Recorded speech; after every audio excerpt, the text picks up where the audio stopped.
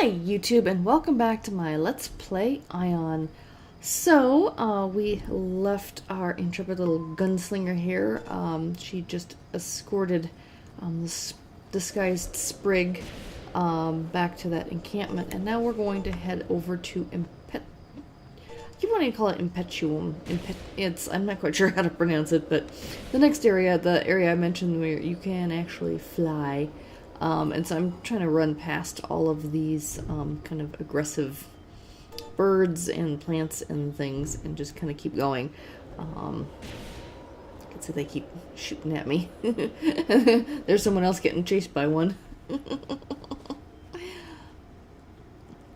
Alright, we can glide this way. Can't fly just yet, but we'll be able to fly once we get to that place. trying to think of it's like Impetuous Coliseum is I think what they were going for with the name. So Impetusium, maybe, I don't know. If any of you watching are familiar with this area and you know how it's supposed to be pronounced, you can always leave a comment in the comments below. If you can phonetically spell the pronunciation. I'm like but seriously, I mean, I think yeah, see how it's spelled, Impetusium. And I think it, you know, it's definitely is a coliseum, or it was a coliseum at one point, back in the good days before all the wars and fighting and stuff. Okay, so here you can see the ruins of this place. And it does kind of look like the Roman Colosseums, the remains of that and everything else. And I know that here part of the quest is to try and get rid of some of the spirits and that kind of thing, so that they can, because there's an effort to try and restore this Colosseum for future use again. It's got this gorgeous floating blue stone right above it, at what's called the heart of Impetusium. And here I landed, and then I realized, oh, that's right, I forgot that the gargoyles here are hostile. So I need to fly across this chasm to avoid having to fight them. They don't have a quest to like take them out or anything. They're not. I think they're meant to guard the place. I don't think I actually have a quest to get rid of them. So, all right. So here we're picking up some of the quests here. But before we go forward and actually do these quests, I decided at the time I was playing, to go back to Altgard and kind of tie up a few things there. Oh yeah, there's one of the people in the penguin costumes. I think I mentioned that last week. I got some candy, and if I eat the candy, I turn into a penguin, which I decided not to do, at least not yet. Alright, so yeah, so right now we're just kind of picking up all these quests, and then we're going to go back to Altgard and kind of wrap up some things there that I need to do.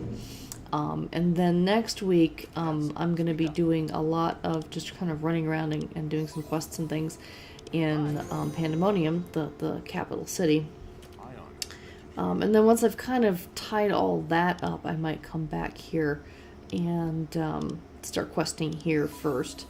And then there's more, I mentioned this before, there's more quests for Altgard, but on the other side of it, there's a swamp and stuff that I need to kind of go to. But here I've bound myself to this place so that if I die or anything, I have to come here first. But before I do that, I'm like, whoops. I need to click on the flight guy. Okay, so now I'm flying back to Altgard. It's the only place I can fly from here, because that's sort of, the Altgard is sort of the hub. The fortress there is the hub for this particular region.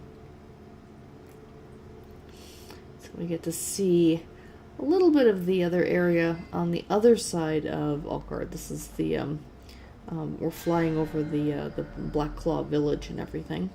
So this is the area that I remember being kind of difficult to solo. You're supposed to do, it's mostly group quests and things. And so that's one of the reasons I've been avoiding it for now. Once I get to a higher level, I should be able to go through and solo it easily enough.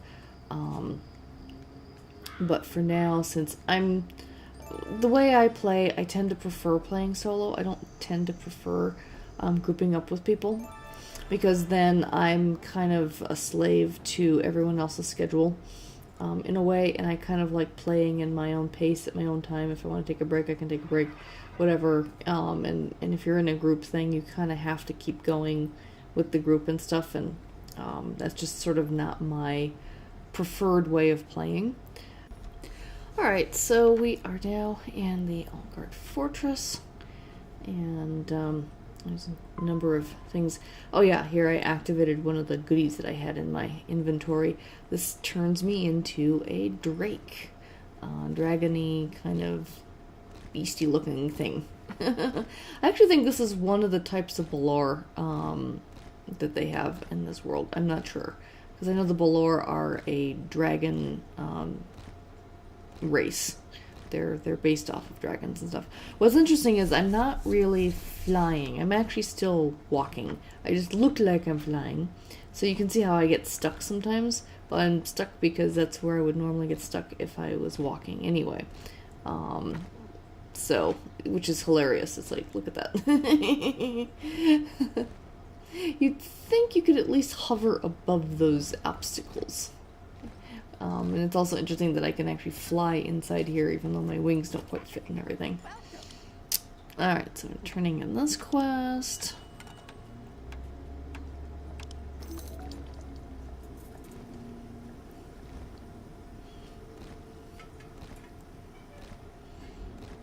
And moving right along. So I'm gonna keep the Drake thing for a little bit. I think it lasts an hour, but I'll kind of mess around with it for a few minutes, and then I basically drop it because I find it kind of annoying, to be perfectly honest with you. And the fact that nobody reacts to the fact that I'm now a dragon, or a dragon looking like thing, is interesting.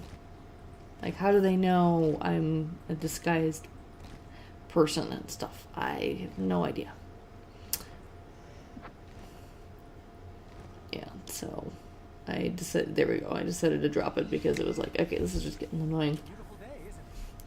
Alright, so we've got here are some of the quests that take you to Mahindle Swamp, which is, like I said, some of that stuff is soloable, but then once you get into the Blackclaw Village part of it, that's where things start to get difficult, in my opinion. At least as far as I recall. They might have changed that since the last time I've been in this area, but I always found them difficult.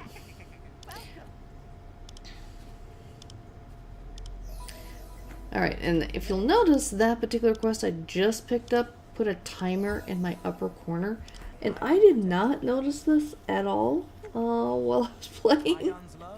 And it isn't until much later when I'm in, well, I guess not that much later, but after I get to Pandemonium, and I realize that I keep hearing these bell chime things warning me about something, and it's the fact that it's warning me that the timer is running out on that quest, and I'm like, whoopsie. I just completely missed that entirely. And so I'm going to have to come back and pick it up again and then just do it right away. Because I just wasn't paying attention when I was playing. Alright, so I'm flying over to the transporter now and heading over to Pandemonium. But I am going to tie this up today, right now. And we'll continue on with the Pandemonium stuff next week. So until next week, thank you for joining me. And I hope you enjoy these episodes. This episode's a bit short, but until next week, I hope you take care. Please like the video if you did, and if you haven't subscribed yet, I greatly appreciate a subscription. So until next week, take care. Bye-bye.